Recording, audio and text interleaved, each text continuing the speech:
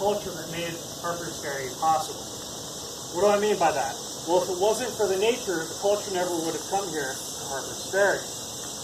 Well, let's rewind history about 250 years. There's a young man taking a canoeing trip down the Potomac River, this river right here.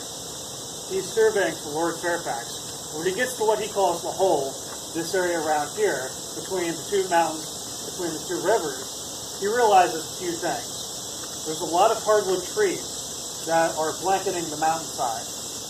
He notices the iron ore in the mountains, and he feels the running rapids of rivers underneath this canoe. So it was very natural that when he became president of the United States, this young man, who eventually grew up, George Washington, remembered Harper's Ferry, this fellow right here. Yes, George Washington came here in the 1750s, surveying for Lord Fairfax. This is really where our story starts. When he became president, this was, of course, after we won our war of independence. Now we were our own nation. We had to fight our own battles. No longer did we have a mother country to defend our land here. We had to defend it ourselves from any invaders. So, they determined to place a national armory, a place to make weapons, up in Springfield, Massachusetts. That was going to be the first armory that was going to be placed for the United States government. They were looking to place a southern United States armory.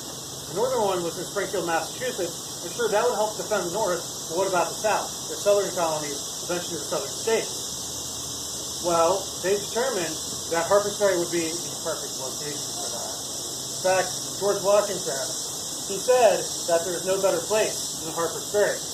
Why? Why did he say that? Well, for a couple different reasons. Those hardwood trees could be turned into charcoal to run forges in the United States Armory. The hardwood trees could also be turned into gun stocks, so handles and stocks to use for the weaponry. The iron ore could be smelted down into gun barrels, and the running rapids of the rivers could be diverted into canals that would eventually turn turbines to help produce energy for the armory. Oh, that's not George Washington, that's Meriwether Lewis. My apologies, George Washington. That being said, that's the next thing I want to talk about here. So, the armory began construction in 1799, and by 1803, it was in full operation. There was a fellow by the name of Meriwether Lewis, who was tasked by Thomas Jefferson to go explore out west, see what was out there. Come back with intelligence. Let us know what we have here in America. Well, of course, if you're going to go on an expedition like that, you're going to have to gear up. He came here to Harper's Ferry. He came to the armory that was here to gear up. And the armory at this point, although it wasn't quite as you see it in this mural today, in this mural right here, this mural depicts about 1859, right after the John Brown raid. The armory was located right in this area right here. And although all those buildings were not constructed at that point, it was still a sizable operation. Meriwether Lewis came here in 1803 to get prepared for a trip out west. And indeed, that trip out west was a stunning success. Only one person died. And that wasn't due to an attack, that wasn't due to starvation or anything, it was due to appendicitis. His appendix went bad. Nothing they could have done for that. So absolutely, it was a smashing success, and that was all thanks to the gear that he had here at Harper's Ferry. Now, I should rewind history just a little bit further and ask you why this may have been called Harper's Ferry. Does anybody have any guesses? A man took people across the river. Yes, and what was his name? Anybody know? Harper. Yes. Yes, he was around here in the 1750s, right around the time that George Washington was coming down the Potomac River right here. And he was shelling people from around this area over to the other side on Maryland. Now, it's kind of ironic because the Native Americans that would travel through this area, none of them really settled around here. This was kind of a travel hub for the Native Americans. They used the rivers, the Shenandoah River, the Potomac River, as a natural highway. They would go up and down the rivers. And it's kind of ironic because the colonists that came here, they saw the rivers more as a barrier than a natural highway. So, yes, absolutely, Robert Harper shuttled people right here. In fact, the ferry system continued on until about 1824 when a bridge was actually put across the river here. So, if you're coming from Washington, D.C., which is on the Maryland side, you would have had to come across the ferry, which is probably what Meriwether Lewis did. Yes, this area was originally called Shenandoah Falls and Mr. Robert Harper's Ferry. That's a mouthful. That's a lot to put on a postcard. Eventually that would be shortened to Harper's Ferry. That was with an apostrophe S. So now we know today as Harper's Ferry the apostrophe was dropped because humans are lazy. Anyways, that being said, that was the first part of transportation here at Harper's Ferry, was the actual ferry system itself. Bridges would eventually come to Harper's Ferry. Like I said, 1824, one bridge went across the Potomac. Eventually, another bridge was span across the Shenandoah. This made transportation a whole lot easier. And not only that, more transportation was going to come to Harper's Ferry, too. Around the 1830s, the B&O Railroad and the C&O Canal started construction. That stands for Baltimore and Ohio Railroad and Chesapeake and Ohio Canal.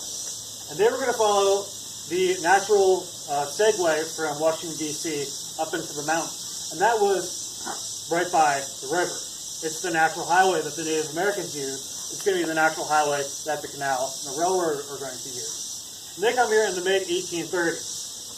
The Chesapeake and Ohio Canal ran right here. And, of course, the railroad ran right next to it, too. And that put Harper's Ferry really on the map. We had industry here already, sure. And the town started to grow because of that. In fact, right before the Civil War, there was about 2,000 residents of Harper's Ferry. A lot of them were employed by the 600-yard operation that was the United States Armory. That being said, this area was not just going to be used for an armory. There was more power to be harnessed here, more land to be used. So other industries started popping up as well. Over here, off the mural, there's a place called Virginia's Island. You can probably see that on your maps today. There are ruins there. In fact, if you look on your map, plenty of ruins there that just shows how much industry was here at Harper's Ferry. You have Virginia's Island. You can see the ruins off on Virginia's Island.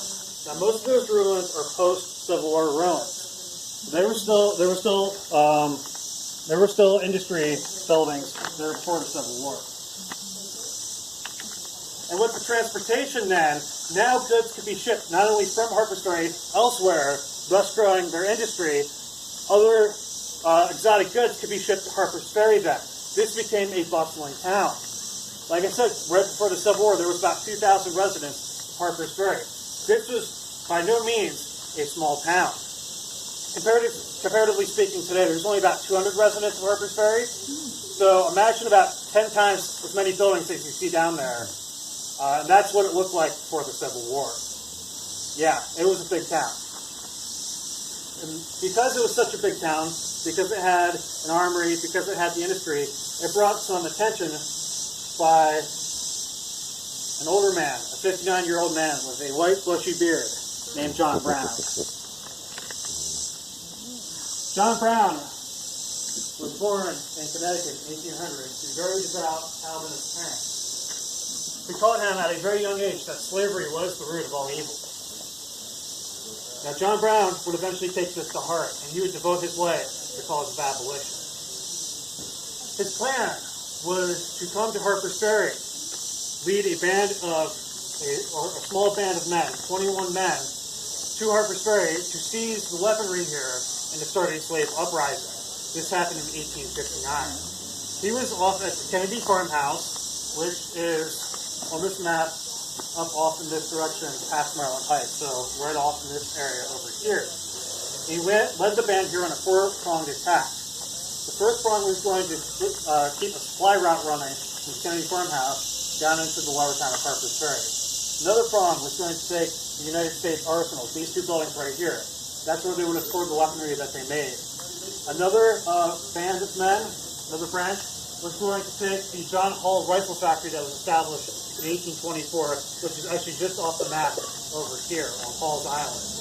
They were supposed to take that, which was a rifle making armory. Less than that leads, John Brown was going to lead some of his men to this 600-yard complex here right in the downtown Harpers, Ferry. Well, the plan was not successful. Robert E. Lee and 90 U.S. Marines came here to Harpers Ferry, put down the raid.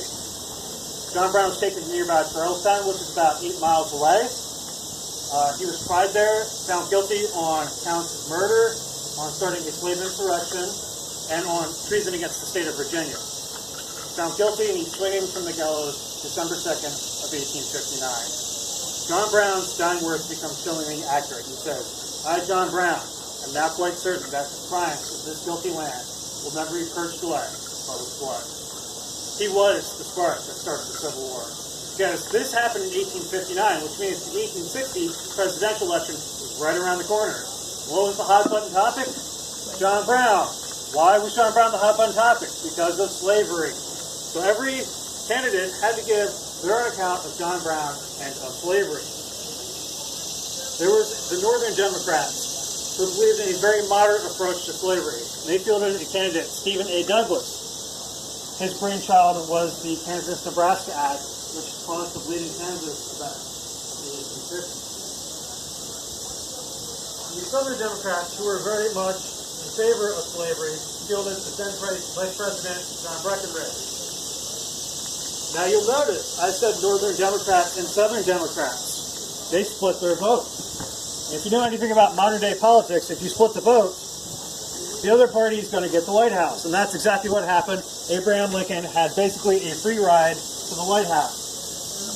The Southern states are saying that Abraham Lincoln is a free soilers meaning that any new states coming into the Union were going to be free states, which went directly against the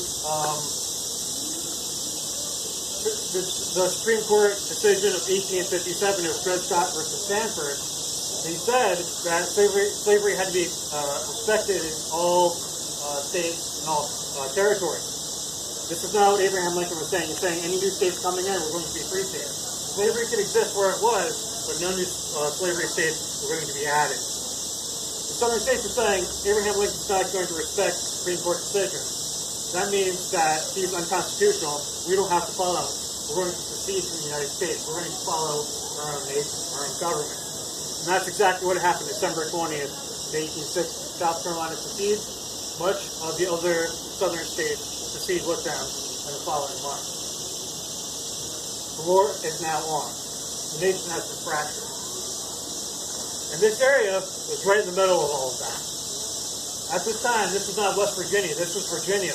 West Virginia would not become a state until 1863. So this is still 1861. We're still in Virginia territory.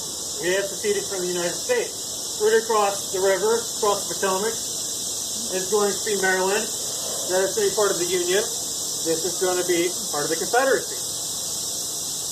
What does that mean? It means war is coming to Harpers Ferry. April of 1861, Virginia secedes, and the Virginia militia begins to march on Harpers Ferry. They want the guns. They're thinking like John Brown. They want the guns. They want the equipment to support the war effort for the Confederacy. And they get right about where you're standing or sitting right here today. And they see a flash of light come from the lower town, and they hear an explosion. And they rush down to the lower town to see what happened. The federal troops that were stationed there, they realized that the Virginia militia was marching on them. And they had no way of defending themselves. So they were going to take the torch to what they could not defend. And they destroyed the 600-yard armory complex here. They destroyed the weaponry for the Confederates to get to it. Now, the Confederates did manage to salvage some of the equipment here. They would load that up on trains and take that out to Richmond.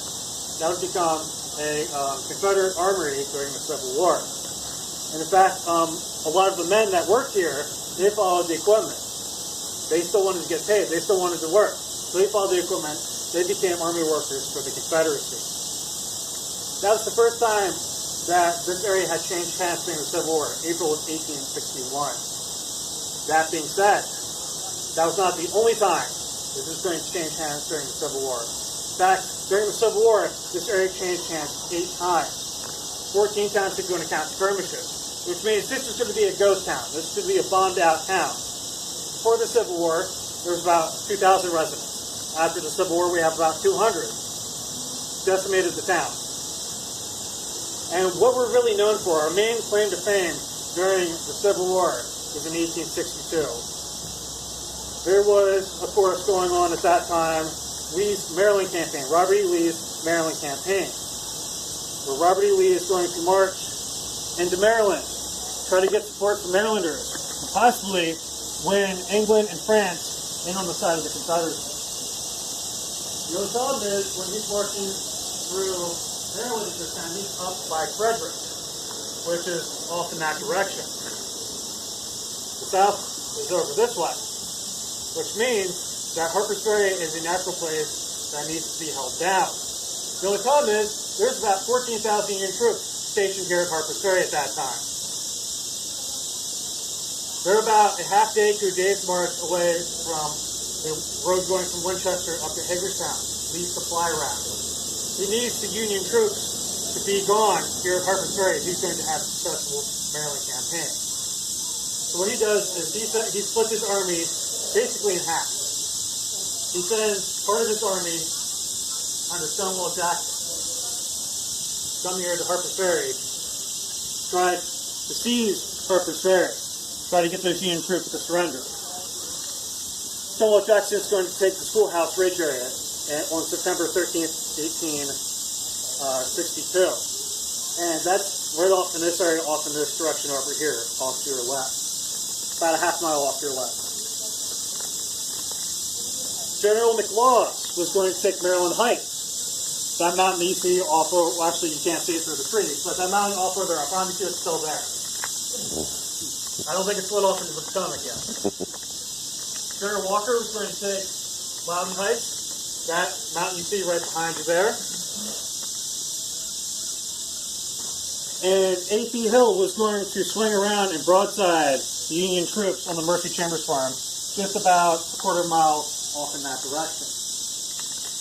Which put Colonel Dixon Miles, the man who was commanding the troops here, in a bit of a pickle. Yeah, basically, he was trapped. There was no way to escape. Colonel Dixon Miles could not get out of Harper's Ferry. They equated it to being like rats in a cage.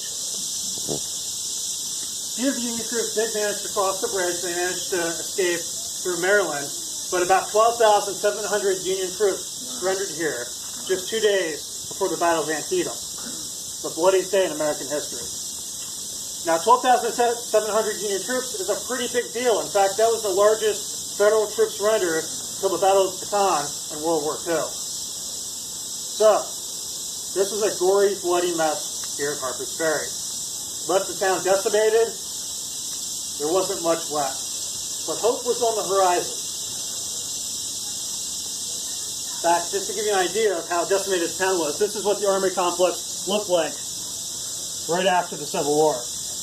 Very few buildings remain intact. In fact, the one that you see right in the foreground is the John Brown Fort, which still stands down there today.